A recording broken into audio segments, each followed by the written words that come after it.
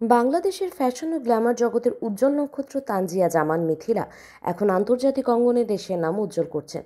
দীর্ঘদিনের modelling career এবং কঠোর পরিশ্রমের মাধ্যমে তিনি নিজেকে এমন এক উচ্চতায় নিয়ে গেছেন যেখানে তিনি কেবল একজন ব্যক্তি নন, বরং বাংলাদেশের প্রতিনিধিত্বকারী এক দূতে পরিণত হয়েছেন। বর্তমানে থাইল্যান্ডে অনুষ্ঠিত ৭৪তম মিস ইউনিভার্স প্রতিযোগিতায় তিনি বাংলাদেশের পতাকা বহন করছেন এবং তার উপস্থিতি বিশ্বমঞ্চে যথেষ্ট সাড়া জাগিয়েছে। ঢাকার মেয়ে মিথিলার উঠে আসা খুব মসৃণ ছিল না, তবে তার লক্ষ্য ছিল অবিচল। University of liberal arts Bangladesh থেকে মিডিয়া স্টাডিজ ও সাংবাদিকতায় পড়াশোনা শেষ করে মিথিলা পেশাদার মডেল হিসেবে তার যাত্রা শুরু করেন। দেশের নামিদামি সব ব্র্যান্ডের কাজ এবং র্যাম্প মডেলিংয়ে তিনি দ্রুত নিজের অবস্থান শক্ত করে নেন।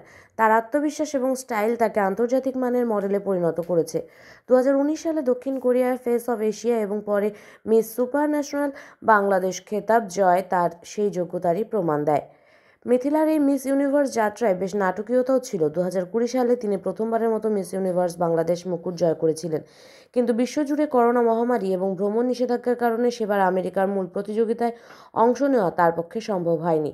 স্বপ্নভঙ্গের বেদনা থাকলেও তিনি হাল ছাড়েননি। দীর্ঘ অপেক্ষার পর ২০২৫ সালে তিনি আবারও মুকুট জয় করেন এবং এবার থাইল্যান্ডের বিশ্বমঞ্চে নিজেকে মেলে ধরার সুযোগ পান।